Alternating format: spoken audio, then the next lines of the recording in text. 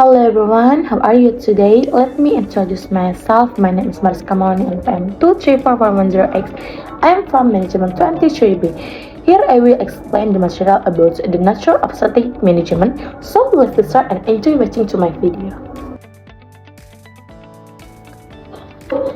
Oke, manajemen strategi adalah suatu proses yang menyeluruh dan juga berkelanjutan dalam merumuskan, melaksanakan, serta mengevaluasi keputusan lintas fungsi yang memungkinkan organisasi itu mencapai tujuannya secara efektif di tengah perubahan lingkungan yang dinamis. Dengan kata lain, manajemen strategi adalah seni dan ilmu dalam merancang, mengimplementasikan, serta menilai keputusan penting yang membantu organisasi mencapai keunggulan kompetitif dan berkelanjutan. Pada dasarnya, manajemen strategi itu berfokus pada bagaimana sebuah organisasi itu menyesuaikan diri terhadap peluang dan ancaman yang muncul dari lingkungan eksternal, serta bagaimana memanfaatkan kekuatan dan mengatasi kelemahan dari faktor internal. Dengan demikian, manajemen strategi itu tidak hanya berbicara tentang perencanaan jangka panjang, tetapi juga bagaimana strategi tersebut itu dijalankan secara nyata dan disesuaikan ketika terjadi perubahan lingkungan. Oke, saya akan menjelaskan tahapan manajemen strategi. Manajemen strategi umumnya terdiri atas 3 tahapan utama, yaitu yang pertama, perumusan strategi atau strategic formulation. Pada tahap ini, manajemen itu menganalisis lingkungan internal dan eksternal organisasi untuk mengidentifikasi peluang, ancaman, dan juga kekuatan ataupun bahkan kelemahan. Analisis ini sering dilakukan menggunakan alat seperti SWOT analysis, PESTEL, dan Forrester 5 Forecast. Setelah analisis dilakukan, manajer melakukan visi, misi, serta tujuan strategi organisasi, lalu memilih strategi yang paling sesuai, misalnya strategi pertumbuhan, stabilitas, ataupun pengurangan. Yang kedua, implementasi strategi atau strategi implementation. Tahap ini merupakan proses menerjemahkan strategi yang telah dirumuskan menjadi tindakan nyata. Ini melibatkan pengalokasi sumber daya, pengembangan struktur organisasi yang mendukung strategi, penetapan kebijakan, dan motivasi karyawan untuk menjalankan strategi. Implementasi yang berhasil membutuhkan kepemimpinan yang kuat, komunikasi efektif, dan juga budaya organisasi yang selaras dengan arah strategi perusahaan. Yang ketiga, evaluasi dan pengendalian strategi atau strategi evaluation and control. Tahap terakhir adalah melakukan evaluasi terhadap hasil pelaksanaan strategi. Manajer memantau kinerja organisasi dan membandingkannya dengan target yang telah ditetapkan. Jika ditemukan penyimpangan, maka dilakukan tindakan korektif agar strategi itu tetap relevan dan juga dengan perubahan lingkungan bisnis. Evaluasi ini penting karena lingkungan bisnis selalu berubah-ubah, misalnya karena perkembangan teknologi, persaingan global, ataupun bahkan perubahan perilaku konsumen. Oke, selanjutnya adalah tujuan dan pentingnya manajemen strategis. Nah, tujuan utama dari manajemen strategi ini adalah memastikan bahwa organisasi itu memiliki arah yang jelas dan mampu beradaptasi terhadap perubahan lingkungan eksternal dengan tetap mempertahankan daya saing.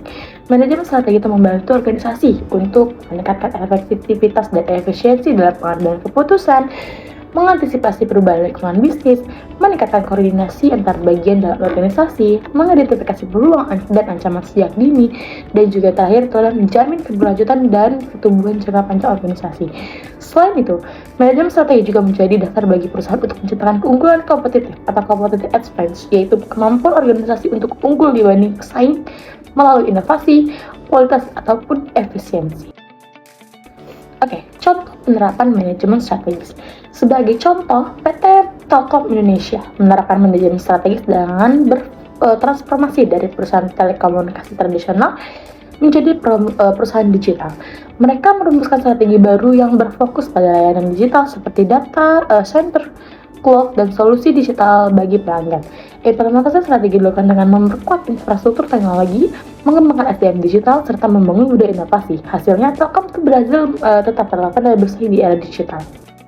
Oke, kesimpulan dari materi ini adalah secara keseluruhan, manajemen strategi itu merupakan fondasi penting bagi keberlangsungan hidup sebuah organisasi dalam jangka panjang.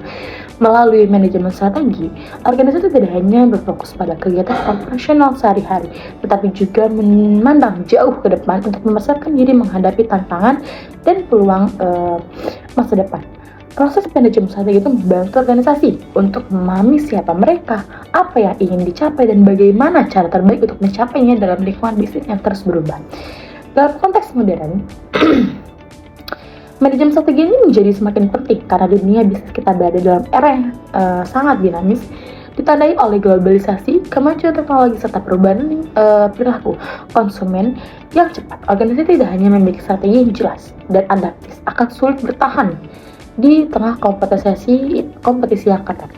Melalui penerapan manajemen strategi, organisasi dapat menjaga keseimbangan antara stabilitas internal dan juga kemampuan beradaptasi eksternal, sehingga mampu mengambil keputusan yang tepat di waktu yang tepat. Selain itu, manajemen strategi juga memiliki peran besar dalam membangun visi jangka panjang organisasi. Dengan visi yang kuat, seluruh elemen organisasi, baik pemimpin maupun karyawan, dapat memiliki arah yang sama, memahami tujuan besar yang ingin dicapai, dan bekerja secara sinergis untuk mewujudkannya.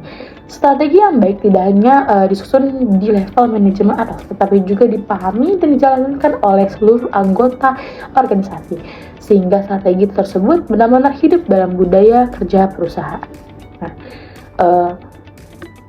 dalam praktiknya, manajemen strategi itu bukan proses yang statis. Strategi harus dievaluasi dan disesuaikan dengan kondisi terkini. Perusahaan yang berhasil menerapkan manajemen strategi biasanya itu memiliki karakteristik yang adaptif, kreatif, berorientasi pada pembelajaran, serta terbuka terhadap perubahan. Mereka tidak takut melakukan transformasi besar bila diperlukan. Kami mempertahankan relevansi dan pertumbuhan jangka panjang. Sebagai penutup, dapat disimpulkan bahwa manajemen strategi adalah jantung dari keberhasilan organisasi. Ia menjadi panduan utama dalam menentukan arah, menggerakkan sumber daya, dan juga memastikan setiap tindakan yang dilakukan memiliki makna strategis. Tanpa penerapan manajemen strategis yang baik, organisasi itu berisiko kehilangan arah, tertinggal dari pesaing, dan gagal beradaptasi terhadap perubahan lingkungan. Oleh karena itu, setiap organisasi baik besar maupun kecil, termasuk UMKM, perlu memahami dan menerapkan prinsip manajemen strategi agar dapat bertahan, berkembang, dan juga mencapai tujuan secara berkelanjutan di masa depan. Okay, everyone, that's all I can say. I'm so sorry, but I'm said something wrong. Thank you for everything. Goodbye and see you again.